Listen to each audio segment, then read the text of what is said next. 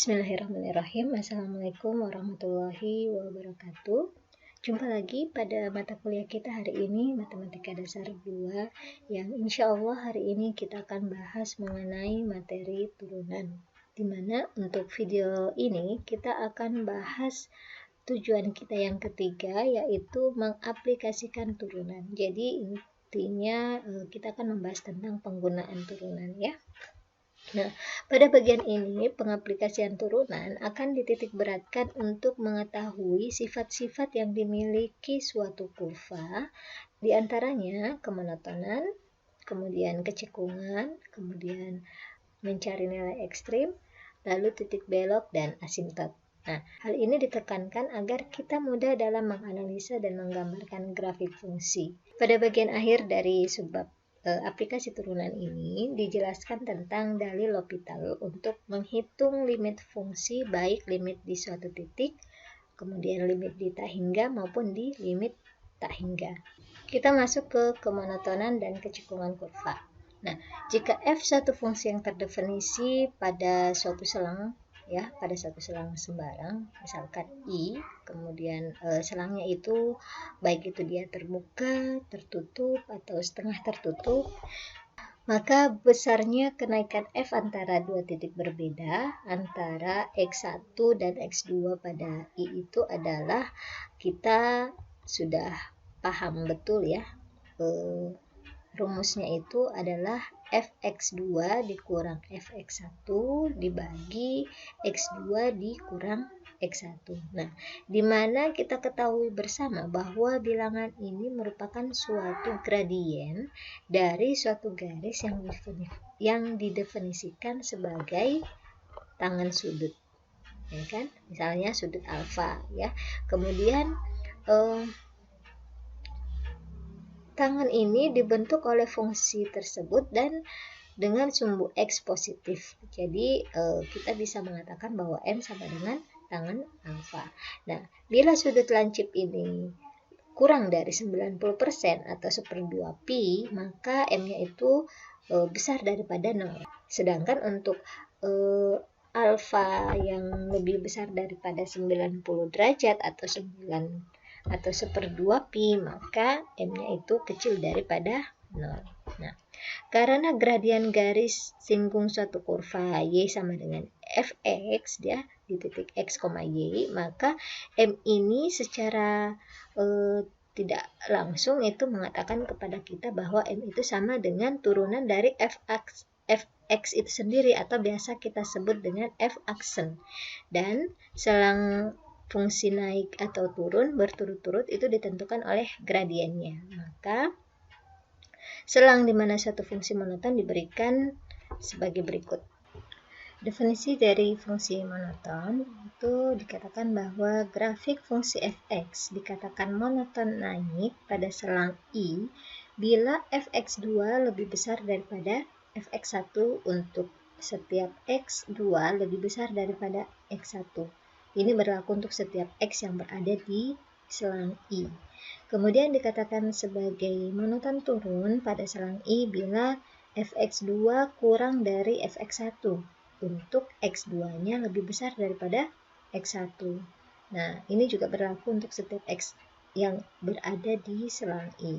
Nah, kemudian untuk fungsi naik atau pun dia fungsi turun, maka fungsi fx itu dia dikatakan sebagai fungsi monoton. Nah, jadi jika salah satu sifat di atas dipenuhi oleh f, maka dikatakan f monoton pada I. Nah, kemudian penggunaan turunan di sini berlakunya pada saat kita memperlihatkan atau kita dipertunjukkan bahwa kita dapat mengetahui dia monoton naik ataupun monoton turun itu dilihat dari turunannya atau f-aksennya. Jadi kalau misalnya f-aksennya itu lebih besar daripada 0, maka dia akan dikatakan sebagai monoton naik. Sedangkan jika turunan pertamanya itu lebih kecil daripada 0, maka dia dikatakan sebagai monoton turun. Nah, kemudian titik-titik X-nya ini ditentukan pada saat ketika f-aksen X-nya itu sama dengan 0. Jadi nanti ini kita ketahui pada saat di titik ekstrim ya. Nah, untuk grafik setiap keadaan baik itu monoton naik ataupun monoton turun itu dapat kita lihat dari grafik berikut ya. Jadi grafik untuk monoton turun itu seperti ini. Dia monoton naik di saat fx2-nya ini lebih besar daripada fx1-nya. Sedangkan kita lihat sendiri bahwa x2-nya itu lebih besar daripada x1 ya. Nah, ini dikatakan monoton naik grafiknya. Sedangkan grafik untuk monoton turun ya namanya juga turun, maka dia grafiknya turun ya, mengarah ke bawah ya, dari kiri ke atas, dari kiri ke kanan itu mengarah ke bawah, di mana ini menunjukkan bahwa fx2-nya itu lebih kecil daripada fx1-nya. Untuk x2 lebih besar daripada x1 ya. Nah, kemudian kita masuk ke contohnya. Tentukan selang fungsi naik dan fungsi turun dari fungsi fx sama dengan x pangkat 4 ditambah 2x pangkat 3 ditambah x kuadrat dikurang 5. Nah, jadi kalau untuk menyelesaikannya, kita cari dulu turunan pertama dari fx ini, yaitu 4x pangkat 3 ya. Jadi kita turunkan terhadap x. Jadi turunan x pangkat 4 itu adalah 4x pangkat 3 ya, kita turunkan terhadap x. Kemudian yang ini 6x pangkat 2 ditambah 2x dikurang 0. Kurang 0-nya kita tidak tulis. Nah, kemudian untuk keadaan f aksen x-nya itu yang sama dengan 0 akan membawa kita mendapatkan titik-titik yang menjadikan dia pembuat 0 dengan cara kita faktorkan persamaan yang kita dapatkan ya dari turunan pertama, kita keluarkan 2x, hasilnya seperti ini, lalu nilai ini kita faktorkan kembali, jadi kita dapatkan 2x kali 2x tambah 1, x tambah 1. Nah, ketiga suku ini kita samakan dengan 0, jadi 2x sama dengan 0, 2x tambah 1 sama dengan 0, dan x tambah 1 sama dengan 0, karena kita ingin mencari titik x yang pembuat 0. Nah, kemudian x0, x1, dan x2-nya sudah kita dapatkan. Jadi di sini akan ada 3 titik pembuat 0, yaitu 0, kemudian min 1/2, dan min 1. Nah, untuk penentuan selangnya, itu kita lihat di sini bahwa kalau misalkan di sini ada 1 ya, di sini ada angka 1, maka kita lihat 1 ketika kita masukkan ke f aksen, itu nilainya berapa ya, kita lihat saja, kita hanya ingin mengetahui apakah dia positif atau negatif ya. Nah, sekarang kita masukkan 1, kita masukkan ke sini hasilnya positif, 1 masukkan ke sini hasilnya positif, dan 1 kita masukkan ke sini hasilnya positif. Berarti positif tambah positif tambah positif hasilnya sama dengan positif. Berarti selang yang berada di sebelah kanan sebelah kanan titik 0 ini itu adalah selang yang positif, atau selang yang dimana titik-titik x yang berada di sebelah kanan 0 itu akan menghasilkan nilai yang positif. Nah, kalau kita sudah mengetahui di sini positif, maka kita tinggal selang-seling saja. Berarti di sini positif, kemudian selang yang berikutnya yang di sebelah kiri adalah negatif, lalu positif dan negatif. Kalau kalian ingin melihat apakah betul seperti itu, maka kita tinggal masukkan saja nilai yang ada di selang ini ya. Jadi kalau misalnya di antara 0 dan min 1/2, nilai x yang berada di sini misalkan min 1/4. Nah, kita masukkan ke sini ya, min 1/4 kita masukkan ke sini. Kemudian ini juga seperti itu. Nah, di sini kita coba. Ini min 1 berarti yang berada di sini ada min 2. Nah, kalau min 2 kita masukkan ke sini, min 2 pangkat 3 hasilnya minus. Ya kan, di sini hasilnya positif, di sini hasilnya minus. Nah, kelihatan di sini bahwa di sini negatif, positif, negatif. Nah, di sini akan kelihatan bahwa pasti hasilnya negatif ya. Kalau kita tidak yakin ya kita masukkan, misalnya di sini min 2 pangkat 3 hasilnya min 8. Min 8 kali 4 min 36 ya. Min 36 di sini 4 tambah 6 24 plus ya. Jadi min 36 tambah 24 masih besaran minus ya. Kemudian di sini 2 kali min 4 2 kali min 2 berarti minus. Nah, berarti tadi hasilnya di sini minus, tambah minus lagi, jadi hasilnya minus ya. Nah, ini sudah bisa kita buktikan bahwa selang ini sudah benar. Jadi plus minus plus minus. Nah, kemudian dari sini kita bisa melihat bahwa fungsi fx ini akan naik pada f aksennya itu lebih besar daripada 0 ya, sesuai dengan yang kita pelajari sebelumnya yang mengatakan bahwa jika dia naik maka turunan pertamanya itu lebih besar daripada 0. Nah, yang lebih besar daripada 0 berarti dia yang bertanda positif. Nah, yang bertanda positif adalah selang ini dan selang ini. Berarti selang ini adalah selang yang lebih besar daripada 0. Jadi X lebih besar daripada 0. Kemudian selang yang berada di antara min 1 dan 1/2 atau X min 1 lebih kecil daripada X lebih kecil daripada min 1/2. Nah, kemudian untuk selang yang negatif itu berarti dia adalah yang turun, fungsi yang turun. Nah, sehingga fungsi turun itu ketika dia lebih kecil daripada 0 f aksennya atau yang bernilai negatif, maka selang yang ada itu adalah selang yang ini dan selang yang ini. Nah, selang ini yaitu selang yang berada di antara min 1/2 dan 0 atau min 1/2 lebih kecil daripada X lebih kecil daripada 0 dan selang yang berada di sebelah kiri dari min 1 atau yang lebih kecil daripada min 1 atau X lebih kecil daripada min 1. Nah, sehingga di sini kita bisa tahu bahwa selang untuk fungsi fx pada saat dia naik adalah ini dan pada saat dia turun adalah yang ini. Oke, jadi pada saat selang ini dia akan dia akan monoton naik dan pada selang ini dia akan monoton turun. Seperti itu. Nah, kemudian kita masuk kepada kecekungan ya secara geometris. Grafik dari fungsi y sama dengan fx itu akan bisa dikatakan sebagai cekung ke bawah. Ya, dia akan cekung ke bawah di suatu titik bila kurvanya terletak di bawah garis singgung kurva dari titik tersebut. Nah, sedangkan grafik itu akan dikatakan sebagai cekung ke atas di suatu titik bila kurvanya itu terletak di atas garis singgung. Ya, jadi ingat garis singgung yang dimaksud di sini adalah M, ya, M sama dengan f aksen, ya, turunan dari F itu sendiri atau kita sebut sebagai tangan dari alfa. Nah, jadi grafik fungsi Y itu akan cekung ke atas di suatu titik bila kurva tersebut berada di atas garis singgung yang melalui titik tersebut. Nah, contohnya gimana? Jadi kita secara untuk lebih mudahnya kita definisikan kecekungan dari fungsi itu sendiri bahwa dia akan cekung ke atas bila f aksennya. Nah, ingat f aksen di sini tadi yang dimaksud dengan garis singgung, ya kan?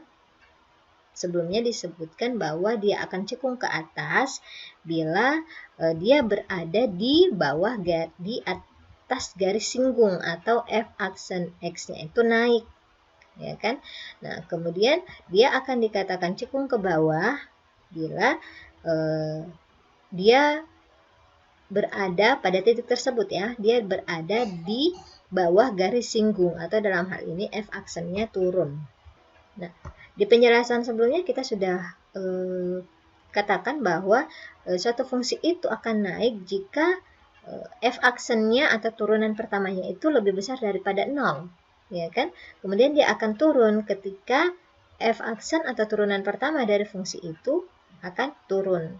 Nah, akan bernilai kurang dari 0. Nah, di sini kita punya yang tadinya kita punya fx, sekarang kita punya f aksen. Nah, jadi ketika f aksennya naik, maka f aksen diturunkan atau dalam hal ini turunan kedua dari f itu sendiri bernilai positif. Kemudian di sini dia akan cekung ke bawah pada selang I bila f aksen itu turun. Nah, jadi di sini dikatakan ketika f aksennya turun, maka turunan dari f aksen itu sendiri kecil daripada 0. Turunan dari f aksen tidak lain adalah turunan kedua dari fx. Jadi, dia akan cekung ke atas untuk ketika turunan keduanya itu lebih besar daripada 0, dan dia akan cekung ke bawah ketika turunan keduanya itu lebih kecil daripada 0. Dan yang ini, nilai x-nya itu berlaku untuk semua nilai x yang berada di selang I. Seperti itu. Sekarang kita masuk kepada contoh. Ya.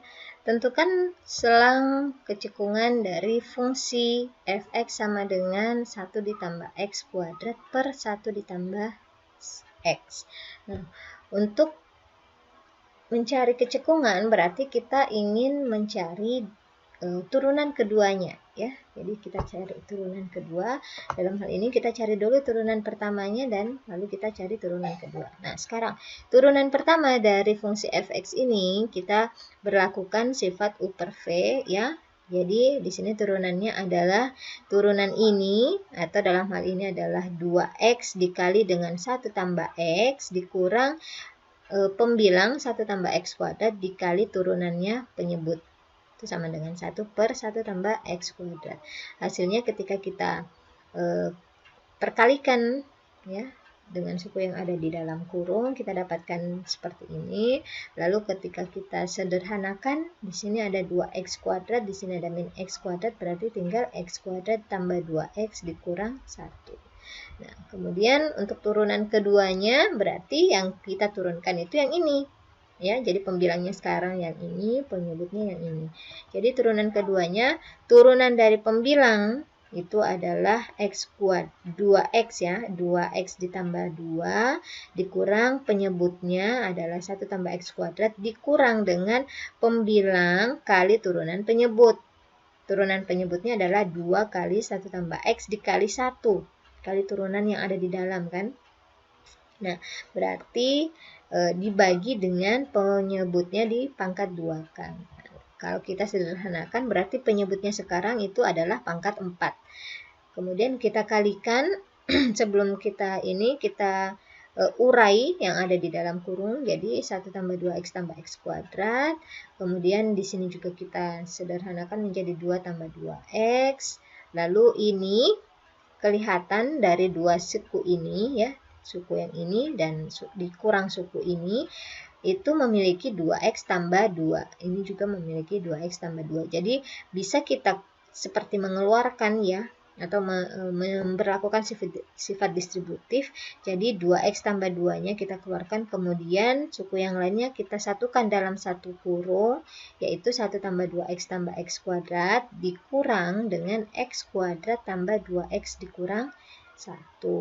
Nah, hasilnya ketika ini kita operasikan pengurangan, maka kita akan dapatkan ini x kuadrat dengan x kuadrat saling inverse, kemudian 2x dengan 2x saling inverse, yang ada tinggal 1 dikurang min 1 atau 1 ditambah 1. Hasilnya adalah ini 1 tambah 1 2, kemudian 2 kali 2x sama dengan 4x, kemudian 2 kali 2 sama dengan 4. Nah, 4-nya ini didistributifkan lagi menjadi 4 kali x tambah 1. Nah, kelihatan di sini pembilang dan penyebutnya sama-sama memiliki suku 1 tambah x, ya, atau x tambah 1 kan sama saja kan, ya.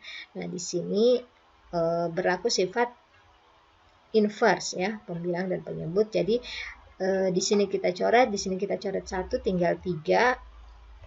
Hasilnya f aksen double aksennya itu adalah 4 per 1 tambah x pangkat 3. Nah, di sini untuk melihat apakah dia untuk menentukan selangnya, maka kita tinggal mencari saja selang dari f aksen. Nah, untuk menentukan selangnya kita cari dulu x pembuat 0 dari turunan pertamanya. Nah, x pembuat 0 dari turunan pertama itu adalah dengan cara menyamakan f aksennya itu sama dengan 0. Berarti untuk x kuadrat ditambah 2x kurang 1 sama dengan 0, akan kita dapatkan bahwa x kuadrat tambah 2x sama dengan 1. X tambah 2 sama dengan 1. Berarti di sini kita akan dapatkan X sama dengan 1 atau X sama dengan min 1 ya, min 1.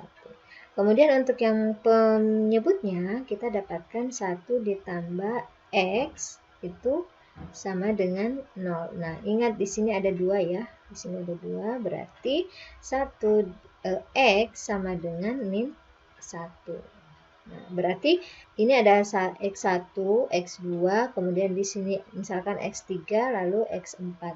Nah, kelihatan di sini selang kita itu ada dua saja ya, yaitu selang min 1 dan selang 1.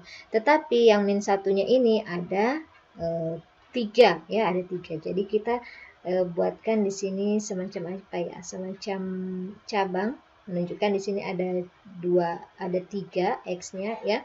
Nah, sekarang untuk mendapatkan selangnya, maka kita masukkan titik-titik yang berada di selang ini. Nah, di sini untuk selang yang pertama, yang paling kanan, di sini kita punya selang 1 ke atas, atau di sini mungkin ada yang namanya selang titik 2 ya. Kita ambil saja titik 2. Nah, kelihatan di sini bahwa ketika X sama dengan 2 ini kita masukkan ke sini, maka akan kita hasilkan nilai yang positif kan?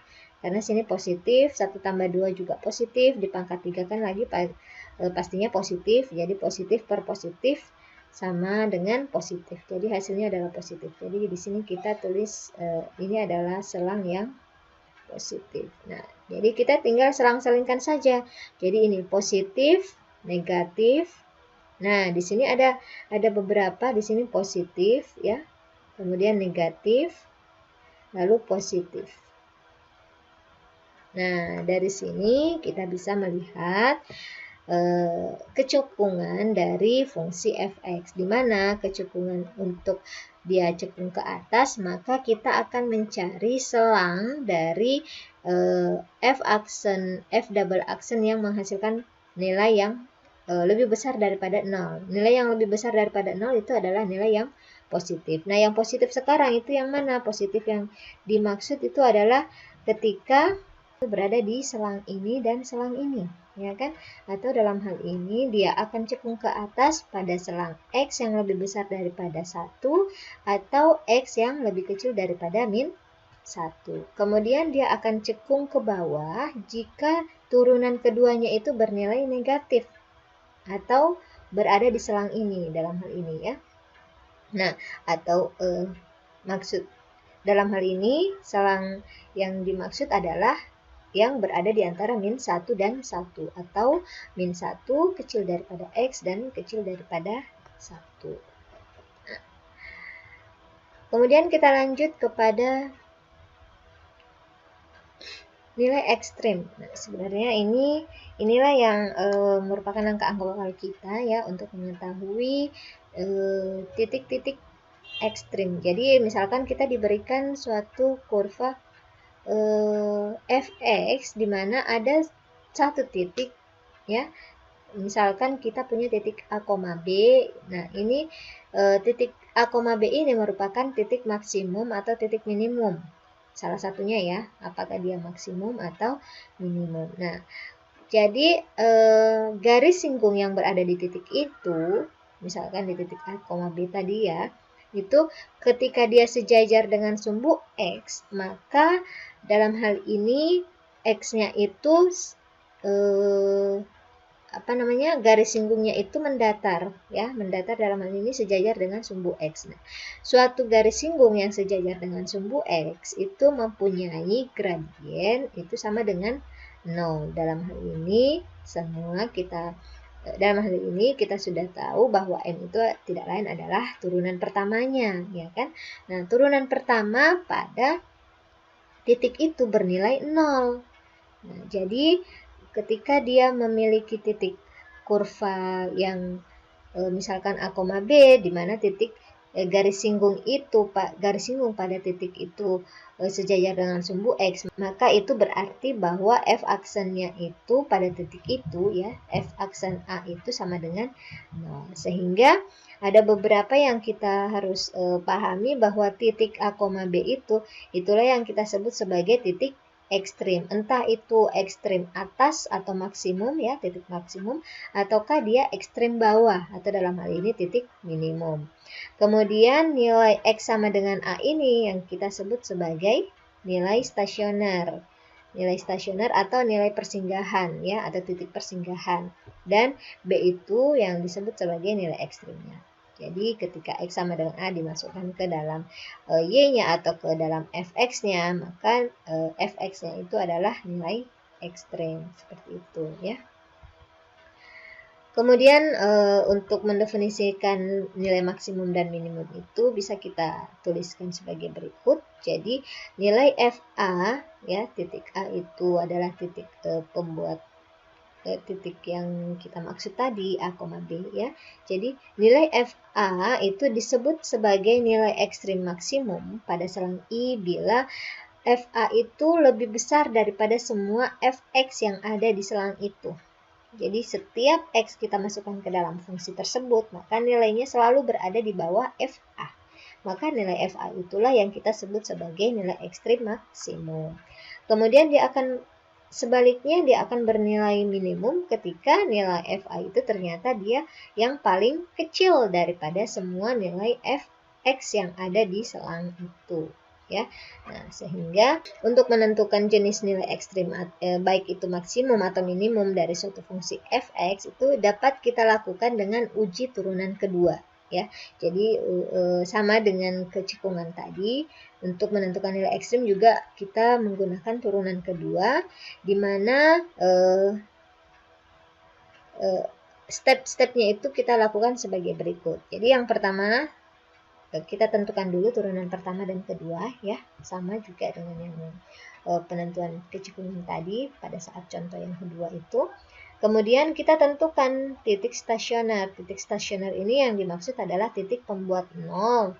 Titik pembuat nol itu kita dapatnya dari turunan yang pertama ya. Turunan pertamanya itu sama dengan F aksen X, itu kita samakan dengan 0. Nah, kenapa kita samakan dengan 0? Karena kita ingin melihat apakah di titik itu menghasilkan titik yang garis singgungnya sejajar dengan X ya. Jadi M-nya itu sama dengan 0 atau dalam hal ini F aksen X-nya itu sama dengan 0. Nah, ini juga yang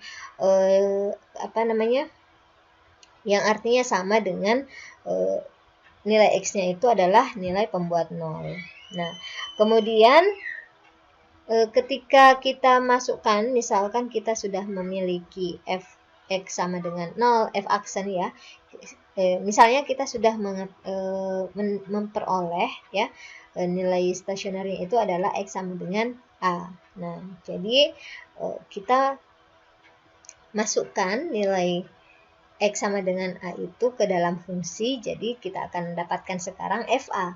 Nah, ketika FA-nya ini nilainya maksimum, itu pada saat ketika A-nya itu dimasukkan ke turunan keduanya akan menghasilkan nilai yang negatif, dan kita akan mendapatkan X sama dengan A itu adalah nilai yang minimum ketika turunan keduanya itu lebih besar daripada 0 ya. Jadi ketika A-nya dimasukkan ke dalam turunan keduanya, kita substitusi maka menghasilkan nilai yang positif atau lebih besar daripada 0, maka X sama dengan A itulah yang kita sebut sebagai nilai stasioner yang menghasilkan titik yang minimum. Nah, kemudian kita masuk kepada titik belok. Selain titik ekstrim, ada juga yang disebut dengan titik belok. Yang namanya belok ya tahu sendiri kan ya. Nah, untuk definisi titik belok itu kita definisikan sebagai fx yang kontinu di x sama dengan b ya. Maka ada titik b, fb ya, karena tadi kita sudah misalnya kita mendapatkan X sama dengan B. Jadi ketika kita masukkan ke dalam fungsinya, maka titik koordinatnya adalah B, FB. Nah, B, FB ini kita sebut sebagai titik belok dari fungsi fx tadi bila terjadi perubahan kecekungan di X sama dengan B. Maksudnya apa? Jadi maksudnya di satu sisi X sama dengan B itu dia cekung ke atas, kemudian di sisi lainnya, jadi misalkan di sebelah kirinya dia cekung ke atas, kemudian di sebelah kanannya dia cekung ke bawah, atau sebaliknya, tadinya di sebelah kiri dia cekung ke bawah, kemudian sebelah kanannya dia cekung ke atas. Nah, inilah yang kita sebut sebagai titik belok, khususnya untuk X sama dengan B ya, atau titik koordinat B, FB. Nah, seperti itu. Jadi untuk lebih jelasnya ini kita lihat ya pada gambar ini. Jadi dari gambar ini nampak bahwa kedua garis grafik atau kedua grafik ini memiliki titik belok, yaitu pada titik ini C. Ini C ya. Karena pada grafik ini sebelah kirinya itu dia cekung ke atas, kemudian di sebelah kanannya dia cekung ke bawah. Nah, sedangkan yang grafik kedua ini pada titik C sama dengan X sama dengan C menghasilkan FC, maka di sebelah kirinya kita lihat dia cekung ke bawah ya. Kemudian di sebelah kanannya cekung ke atas. Maka inilah yang kita sebut sebagai titik belok. Tetapi harus kita hati-hati juga, terkadang kita mengatakan bahwa itu adalah titik belok ya, seperti pada gambar ini. Nah, pada gambar ini sebenarnya dia tidak memiliki titik belok ya. Jadi C, FC ini bukan titik belok ini. Karena di sekitaran C ini tidak terjadi perubahan kecekungan ya. Nah, misalkan ini cekung ke bawah. Nah, ini juga cekung ke bawah ya. Nah, jadi inilah perbedaan antara titik belok dengan yang bukan titik belok. Jadi tadi di sini perubahan kecekungannya, ini cekung ke bawah lalu cekung ke atas. Ini cekung ke atas kemudian cekung ke bawah. Kalau ini dia cekung ke bawah lalu sebelah kanannya cekung ke bawah lagi. Jadi tidak sama. Jadi dia sama-sama cekung ke bawah ya. Nah, sedangkan pada gambar yang kedua, yang ini juga bukan di titik C ini juga bukan merupakan bukan merupakan titik belok, karena di sebelah kirinya dia cekung ke atas. Walaupun dia di sebelah kirinya cekung ke atas, kemudian di sebelah bawahnya cekung ke bawah, tapi di sini ini kecekungannya ini atau grafiknya ini tidak tersambung ya. Jadi F-nya tidak terdefinisi pada titik C. Ini tidak ada titiknya, tidak ada FC-nya di sini ya. Nah, maka pada grafik yang keempat ini juga bukan merupakan titik belok. Sekarang kita masuk kepada contoh berikutnya ya. Tentukan nilai ekstrim dan jenisnya dari fungsi fx sama dengan x pangkat 4 ditambah 2x pangkat 3 tambah x kuadrat dikurang 5. Nah, untuk menyelesaikan soal ini, kita pertama-tama seperti biasa mencari dulu turunan pertamanya ya. Nah, seperti di pembahasan pada contoh sebelumnya, itu kita dapatkan bahwa nilai stasionernya itu atau nilai pembuat nolnya itu adalah min 1, min 1/2, dan 0. Nah, setelah itu kita cari turunan kedua. Turunan keduanya adalah 12x kuadrat ditambah 12x ditambah 2. Nah, dari sini, dari nilai stasioner inilah kita masukkan atau kita substitusi kepada turunan keduanya. Nah, untuk yang pertama, x sama dengan min 1, kita peroleh turunan keduanya itu adalah 2. Nah, dalam hal ini positif. Sehingga ketika dia positif, turunan pertamanya positif, maka dia merupakan nilai titik ekstrim minimum ya. Jadi dia merupakan titik minimum dengan nilai minimumnya itu adalah min 5. Kemudian untuk x sama dengan min 1/2 itu ketika kita masukkan atau substitusikan keturunan keduanya, maka menghasilkan min 1. Sehingga karena dia negatif, maka titik x sama dengan min 1/2 ini, disitulah dia akan mencapai titik yang maksimum, di mana nilai maksimumnya itu adalah min 4/15/16. Nah, kemudian untuk titik x sama dengan 0 ketika kita masukkan ke dalam turunan keduanya menghasilkan 2. Dalam hal ini dia merupakan positif. Nah, jadi karena dia positif, maka pada titik X sama dengan 0 itu akan mencapai nilai yang minimum, di mana nilai minimumnya itu sebesar min 5 juga. Jadi sama ya, nilai minimumnya adalah min 5. Nah, jadi di sini kita bisa melihat penggunaan turunan untuk kita bisa mengetahui di mana titik maksimumnya dan di mana titik minimumnya. Kemudian untuk contoh yang mengenai titik belok itu bisa kita lihat dari sini. Carilah titik belok dari fungsi f(x) sama dengan 2x pangkat 3 kurang 1, kemudian x pangkat 4. Untuk yang pertama, f(x) sama dengan 2x kurang 1, 2x pangkat 3 kurang 1, maka kita cari dulu turunan pertamanya ya. Untuk yang pertama, turunan pertamanya adalah 6x pangkat 2. Berarti titik stasionernya itu kita dapatkan dari f(x) sama dengan 0. 6x kuadrat sama dengan 0, berarti x sama dengan 0 saja ya. Nah, berarti kita punya garis bilangan sekarang seperti ini. Di sini adalah 0. Nah, kemudian turunan keduanya, f double aksen x itu kita ketahui turunan kedua dari ini adalah 12x. Sehingga kita ingin mengetahui selang antara kiri dan kanan dari 0 ini bagaimana. Nah, untuk yang selang kiri di sini kita tahu bahwa di sini ada minus 1. Nah, ketika minus 1-nya kita masukkan ke sini, maka akan menghasilkan nilai minus ya, negatif. Berarti yang untuk positif 1 kita masukkan juga, berarti di sini bernilai positif. Nah, dari sini kita melihat bahwa terjadi perubahan ya di antara terjadi perubahan kecekungan, berarti untuk x sama dengan 0 ini merupakan titik belok. Nah, kemudian untuk selanjutnya f(x) sama dengan x pangkat 4. Berarti kita cari dulu turunannya, f aksen x sama dengan 4x pangkat 3. Dimana ketika 4x pangkat 3 ini kita samakan dengan 0, maka kita akan mendapatkan titik x sama dengan 0. Jadi sama dengan yang pertama tadi, kita punya 0. Nah, kemudian kita cari turunan keduanya, f double aksen x-nya itu adalah 12x kuadrat. Nah, untuk mengetahui perubahan selangnya apakah ada atau tidak, kita uji selang kiri dan selang kanannya. Selang kirinya ada minus 1. Minus 1 di sini kita masukkan ke sini, berarti minus 1 pangkat 2 positif kali 12. 12 berarti di sini adalah positif. Kemudian untuk yang selang kanannya di sini ada nilai 1.